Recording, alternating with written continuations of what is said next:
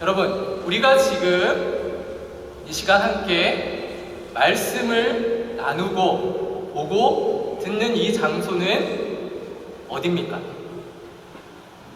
교회라고 할 수 있는 곳이죠. 그죠? 우리는 선한목자 교회의 예배당에 와서 지금 하나님의 말씀을 나누고 또 하나님께 예배드리기 위해 이 자리에 함께하고 있습니다. 교회는 사람들이 모임을 갖는 또한 장소이기도 합니다.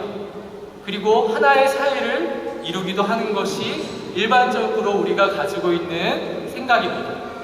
그러나 교회를요, 세상의 모임과 같이 일반적인 그리고 사회학적인 의미에서 그 테두리 안에 가두어 두면 거기서부터 문제가 발생하는 것이 사실입니다. 왜냐하면 교회는 사람의 모임이지만 사람의 모임을 위해서 형성된 모임이 아니기 때문에 그렇습니다. 그 시작은 하나님이 시작하셨기 때문에 그렇습니다. 그래서 교회를 하나님의 교회라고 그렇게 부르는 것입니다. 그리고 교회는 하나님의 임재라고 얘기할 수 있습니다. 여기서 하나님의 임재라는 말은 하나님이 함께 하신다라는 말로 얘기할 수 있을 겁니다. 그러면 여러분, 교회가 세상과의 모임과 다르다라는 것이 하나님이 함께 하심으로 말미암아 그 차이를 둔다면 분명한 교회가 가지는 성격에 대해서 그리고 여러분의 정체성에 대해서 분명히 알고 계셔야만 하는 것입니다. 우리가 하나님의 임재라고 했을 때, 하나님이 우리와 함께 하신다고 했을 때에는 바로 하나님이 여러분 자신에게 있어서는 가장 큰 상급이요 보상이라는 것을 여러분의 마음과 입으로 고백할 수 있어야만 하는 것입니다. 여러분의 편 서서 여러분을 위하여 여러분이 이런 내용을 찾게 하시기 위해 우리에게 이 교회를 허락하신 것입니다. 성도에게 가장 큰 가치는 하나님의 함께 하심으로 말미암아 우리에게 주어지는 바로 엄청난 축복입니다. 이게 교회의 세상과의 구별점이라고 할 수 있습니다. 하나님의 임재라는 말을 문자적으로 풀어서 얘기하면 어떤 위에 존재하는, 그리고 굳이 이제 성경적인 용어로 해석을 하자면 오거나 이르다, 만나다, 방문하다, 도착하다, 이런 의미를 다 포함하는 말로서 우리에게 제시되고 있습니다. 근데 성경에서 임재라는 말은 주로 하나님의 초월한 권능이 나타날 때 임재라는 말을 사용합니다. 그래서 이 임재의 최종적인 그러한 하나님의 임재를 우리가 언제 맛보게 되냐면 바로 예수님이 재림하실 그때 그 표현을 두고 우리는 하나님의 임재라고 이야기할 수 있는 것입니다. 여러분이 잘 아시다시피 창세기 28장 16절을 보면 야곱에게 보이시는 하나님의 임재에 대해서 잘 나와 있는데요, 야곱이 잠을 깨어 가로되 여호와께서 과연 여기 계시거늘 내가 알지 못하였도다. 그리고 15절 말씀에 보니까 내가 너와 함께 있어 내가 어디로 가든지 너를 지키며 너를 이끌어 이 땅으로 돌아오게 할지라 내가 내게 허락한 것을 다 이룰 끝까지 너를 떠나지 아니하리라 한다. 하나님께서 직접 하나님의 임재에 대해서 설명하시는 대목이 나옵니다. 성도는 하나님의 임재를 스스로가 믿음으로 뿐만이 아니라 삶으로 고백하고 깨달아 아셔야만 합니다. 그것이 세상과의 구별점이라고 말씀드릴 수 있습니다. 다시 한번 말씀드리지만 하나님의 임재라는 말은 하나님이 바로 지금 이 순간 여러분과 지금 이 예배에 그리고 나와 함께 하신다라는 것을 아는 것입니다. 지금 이 자리가 하나님의 임재의 자리임을 믿으셔야만 합니다. 그래서 우리가 하나님께 영광을 돌리는 이 자리를 허락받고 하나님으로부터 지금 복을 누리고 있다는 사실을 여러분이 깨달아 아셔야만 합니다. 그래서 교회는 하나님의 이 신적 임재가 이루어져야만 합니다. 하나님이 함께 하시지 않는 교회는 교회라고 할 수 없습니다. 세상의 모임과 다를 바가 없기 때문에 항상 하나님의 임재를 우리 성도들은, 우리 선한목자 교회는 늘 깨달아 알아야만 하는 것입니다. 이것이 성경에 분명히 또한 나타나지고 있기 때문에 그렇습니다. 예를 들어 출애굽 당시에 불과 구름이 임해서 이스라엘 백성들을 지킨 것을 여러분 아실 겁니다. 하나님이 얼마나 답답하시면 눈에 보이지 않는 하나님을 제대로 모르니까 이스라엘 백성들에게 더 이상 부정할 수 없도록 낮에는 구름 기둥으로 밤에는 불 기둥으로 하나님의 임재를 깨닫게 하셨습니다. 우리는 눈에 보이지 않는 하나님을 지금 마음으로 알고 있기 때문에 우리는 보지 않고 그 하나님을 지금 목도하고 있다는 사실에 감사해야만 하는 것입니다. 이것이 성도가 가지는 정체성입니다. 눈에 보이지 않지만 눈에 보이는 것 같이 하나님이 나와 함께 하신다는 사실을 믿는 것이 중요합니다. 그래서 교회는 하나님의 능력, 바로 성령의 능력을 회복해야만 합니다. 지금 이 시대 속에 교회와 성도들이 욕을 먹는 이유는 바로 하나님의 능력, 삼위일체 하나님 중에 성령 하나님의 그 위격의 능력을 믿지 못하기 때문에 발생하는 일입니다. 우리는 믿음으로 하나님을 바라본다라는 것으로 이야기는 하지만 그분이 펼치실 기적과 같은 은혜에 대해서는 의구심을 갖는 게 사실입니다. 그래서 병을 가지고 아파할 때에도 하나님이 고쳐주시겠지, 방관자적인 자세로 그분에 대해서 이야기하지 실제로 그분이 어떻게 나를 고치실 것인가에 대한 이야기를 잊지 못할 때가 우리는 사실 많습니다. 그래서 함께 누군가를 위해서 믿음이 연약하고 육신의 연약함을 가지고 계신 분들을 위해서 기도한다고 했을 때 우리는 하나님의 능력을 믿지 못할 때가 많습니다. 그분이 고쳐주실 거라는, 그분이 우리를 회복시키실 거라는 생각을 못할 때가 많다라는 것입니다. 그래서 우리는 다시 한번 하나님 앞에 우리의 믿음의 고백을 해야만 합니다. 하나님께서 우리를 회복시키시고 우리 사랑하는 교회와 성도들을 하나님의 방법으로 인도해 주실 거라는 것을 믿음으로 여러분이 고백해야만 하는 것입니다. 무엇보다 성령으로 말미암아 교회는 강건해져야만 하기 때문에 그렇습니다. 여기에서 강건하다라는 말은 단순히 강하게 만든다라는 그 의미보다 훨씬 깊은 의미가 담겨져 있습니다. 왜냐하면 육신의 건강은 스스로가 조절을 하면 지킬 수 있습니다. 물론 안 되는 것도 있습니다. 코로나와 같이 제가 이번에 코로나를 겪어보니까 이 코로나가 당해보지 않고는 모르는 거였구나라는 사실을 깨닫게 됐습니다. 저도 모르게 교만한 마음을 가지고 하나님이 알아서 고쳐주시겠지 이런 마음이 강했던 것 같습니다. 근데 막상 당하고 막상 아파지니까 의지할 건 하나님밖에 없다라는 사실을 깨닫게 되고 세상에 교만할 것은 아무것도 없다라는 사실을 깨닫게 되었습니다. 그러나 여러분, 교회는요 성령의 능력으로 말미암아 강한 교회가 되어야만 합니다. 강하다라는 말은 허약하다라는 말에 반대되는 의미입니다. 허약하다라는 것은 신체적으로 연약하다라는 것을 의미하죠. 이것은 영양 부족이든 운동 부족이든 간에 그 구조가 약하고 조직이 부실하기 때문에 생겨나는 일입니다.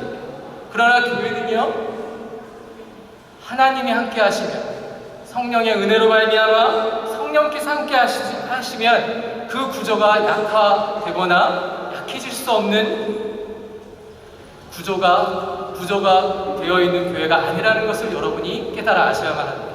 왜냐하면 성령께서, 하나님께서 지키시고 있기 때문에 그렇습니다. 예를 들어 신약교회의 수많은 교회들이 우리에게 제시되고 있는데 골로새 교회의 예를 들자면 세상의 원리들이 골로새 교회에 들어왔을 때 그 골로새 교회는 세상의 원리에 따라 교회의 모습을 잃어갔습니다. 물론 교회도 세상에 존재합니다. 그러나 여러분, 세상의 원리를 가지고 교회를 운영해 가서는 절대로 안 됩니다. 어떤 기능성을 가지고 채용을 할 수는 있지만 교회가 세상을 따라가게 되면 그건 교회가 아닌 게 되어버리고 말아버리고 그렇게 변화되어 가는 것입니다. 그래서 사도 바울은 골로새 교회에 강한 구조와 건전한 조직을 가진다고 했을 때 그것은 전제가 있습니다.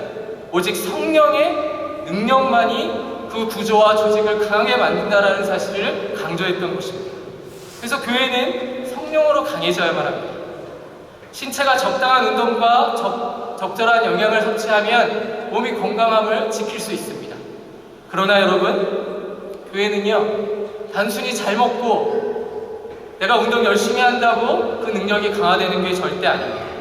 오직 하나님의 능력만이 교회를 강하게 만들 수 있습니다. 오늘날 대부분의 교회들이 사람의 구조와 조직을 가지고 있는데 성령의 구조와 조직으로 변화시켜야 한다는 것입니다. 생각하고 행동하는 것이 오직 하나님의 뜻에 맞춰져야 된다는 것입니다. 우리의 생각과 우리의 고집으로는 교회를 만들어갈 수 없다라는 것입니다.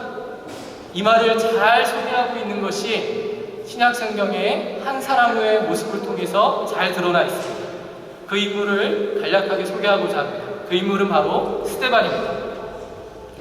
하나님의 임재가 있다라는 말은 하나님이 함께 하신다라고 말씀드렸죠.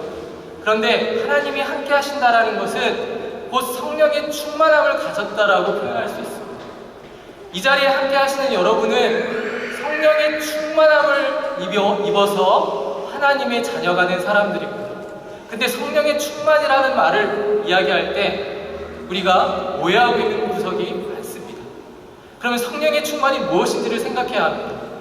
성령의 충만은 무엇이겠습니까, 여러분? 그건 예수님의 생각으로 가득 찬 것을 말합니다. 성령의 충만함은 예수님의 생각으로, 예수님의 일하심으로 가득 찬 것을 의미하는 것입니다. 그래서 성령 충만이라는 것은 예수의 영이 충만하다라는 것이요, 예수의 영이 충만하다라는 것은 그 예수님에 대한 생각이 나의 심령에 가득 차다라는 것을 얘기하는 것입니다. 그 대표적인 인물이 바로 스데반입니다. 궁극적으로 스데반은 신앙의 위대한 선진으로서 우리에게 소개되고 있지만 그 신앙의 모습을 따라 우리가 궁극적으로 어떤 사람의 모습으로 살아야 될지를 잘 보여주는 인물이기도 합니다. 그는 성령 충만한 사람이었습니다. 그래서 사도행전 6장 5절에서 누군가는 스데반에 대해서 이렇게 표현을 합니다. 믿음과 성령이 충만한 사람 스데반. 성경에서 이 정도로 표현했다라는 것은 정말 이 사람은 모든 것이 예수 충만, 성령 충만으로 살았던 인물임을 나타내는 것입니다. 그런데 여러분, 스데반의 모습은 곧 바로 저와 여러분의 모습이 되어야만 하는 것입니다. 스데반은 스데반이고 나는 나다, 이게 아닙니다. 궁극적으로 지향해야 될 하나님의 자녀된 모습은 스데반이 추구하는 그러한 모습이어야만 하는 것입니다. 바로 저와 여러분들은 스데반과 같은 성령 충만한, 예수 충만한 사람이 되어야만 합니다. 그 예수 충만함이 있어야만 이 교회가 튼튼해질 수 있다라는 것입니다. 누가가 본문에서 사도행전에서 스데반이 성령 충만이라고 말할 수 있었다라는 것은 궁극적으로 그 스데반을 바라보는 우리도 그렇게 될 수 있다라는 사실을 보여줍니다. 여러분의 신앙의 모습이 지금까지 어떠했는지는 잘 모릅니다. 그러나 여러분, 스데반과 같은 사람이 되지 않으면, 아직 스데반과 같은 사람이 되지 않았다라고 생각하신다면 우리는 아직 가야 할 길이 멉니다. 그래서 그 성령 충만함을 가지고 하나님이 원하시는 수준에까지 가기 위해서 우리는 노력해야만 하는 것입니다.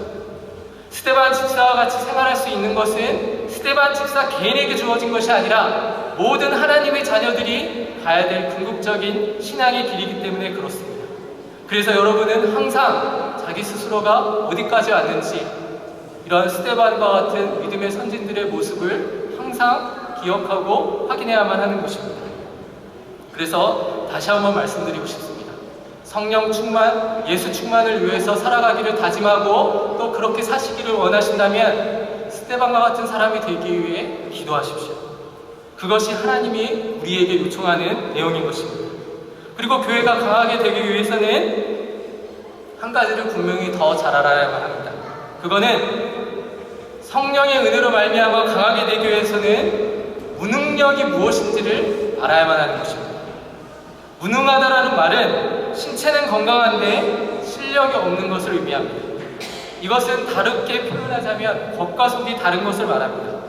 아마도 신약 성경에 등장하는 많은 교회들 중에 예배소 교회가 이랬던 것 같습니다. 그래서 사도 바울은 예배소 교회의 성도들이 속사람이 강건해지기를 위해서 기도했다라고 표현하고 있습니다. 우리 선한 목자 교회도 교회라는 어떤 외적인 그러한 구조를 가지고 있습니다. 그러나 여러분, 교회는 구조로 교회를 대표할 수 있는 것이 아닙니다. 예배소 교회의 사람들은 선지자 위에서 하나님의 말씀 위에서 설립을 한 교회였습니다. 그런데 문제는 그 실력이 금세 탄로가 났던 것입니다. 그래서 사도 바울은 예배소 교회가 그리스도의 사랑의 넓이와 길이와 높이와 깊이를 깨닫도록 기도했던 것입니다. 겉으로는 교회의 모습을 가지고 있는데, 겉으로는 성도의 모습을 가지고 있는데 교회이자 교회임을 포기하고 성도임을 포기하는 것이 은연중에 드러날 수 있다라는 것입니다. 성령의 강함이 없으면 우리는 외면적으로는 교회의 모습을 가지고 있을 수도 있으나 실제로는 교회가 아닐 수도 있다는 것을 기억해야만 하는 것입니다. 그래서 여러분, 성령의 능력으로 계속해서 경건의 훈련을 해나가야 하는 것입니다. 그 첫걸음이 바로 예배입니다. 예배를 통해서 말씀을 듣고 찬양을 하고 그리고 기도하고 훈련을 받으셔야만 하는 것입니다. 이러한 노력과 피 흘림이 없이는 우리는 그 실력을 강화시킬 수 없는 것입니다. 그리고 마지막으로 성령의 강함을 가지는 교회가 되기 위해서는 의지가 약해서는 안 됩니다. 의지가 약하다라는 말은 신체가 강하고 실력은 있는데 정신력이 부족하다라는 것을 얘기합니다. 신앙의 의지가 약했던 교회는 수많은 교회들이 있지만 그 중에서도 고린도 교회가 그 대표성을 가지고 있습니다. 고린도 교회는 조직도 있고 실력도 있었습니다. 또한 많은 은사들도 있었습니다. 교회가 조직적으로 많은 은사들을 가지고 활동했지만 문제는 의지가 연약했습니다. 왜냐하면 그 고린도 교회가 시기와 분쟁 가운데 무너졌기 때문에 그렇습니다. 외면적으로는 교회의 모습을 가지고 있고 성도로서 열심을 다해서 활동하는 것 같은데 실제적인 교회의 위기 속에 교회가 무너졌기 때문에 우리는 시기와 분쟁 가운데에서도 성령의 강함을 가지고 교회를 강하게 만들어야만 하는 것입니다. 심지어 고린도 교회가 얼마나 의지가 약했느냐를 보여주는 대목이 있는데 고린도후서 8장에 보면 교회가 외면적으로는 굉장히 성장하는 교회처럼 보였습니다. 근데 문제가 교회가 흉년이 들어서 어느 교회를 돕겠다고 1년 전에 모든 회에 성도들이 모여서 결단을 했습니다. 그러니까 성경 헌금을 하기로 했던 것이죠. 그런데 1년이 지나도록 실행에 옮기지를 못합니다. 이것이 교회의 모습이기도 합니다. 무슨 얘기냐? 교회가 하겠다라는 것은 하나님 앞에 결정하고 결단하는 것입니다. 여러분의 선택과 결정으로 이루어지는 것이 아니라 하나님이 그 마음을 주셨기 때문에 교회가 그 일을 할 수 있는 것입니다. 이것이 의지가 약한 모습으로 나타난다면 그건 교회가 아닙니다. 그래서 사도 바울은 이 의지를 강하게 가지기 위해 성령의 강함을 강구했던 것입니다. 그래서 성령 충만이라는 것은 예수의 마음이 충만한 것을 말하는 것이요, 예수님의 마음으로 하나님의 일을 감당하는 것을 말하는 것입니다. 우리 교회가 추구하는 많은 일들이 있습니다. 근데 그 일은 하나님이 우리에게 주신 사랑의 표현이요, 우리에게 주신 숙제이기도 합니다. 해도 되고 안 해도 되고의 싸움이 아닙니다. 반드시 해나가야 하는 것입니다. 그것을 하지 못하면 교회됨을 유지할 수 없고 성령의 강함을 유지할 수 없습니다. 하나님이 함께 하실 수 있도록, 하나님이 그 일을 하실 수 있도록 여러분이 믿음으로 순종해야만 하는 것입니다. 제가 이 사실을 오늘 여러분들과 나누고 싶었습니다.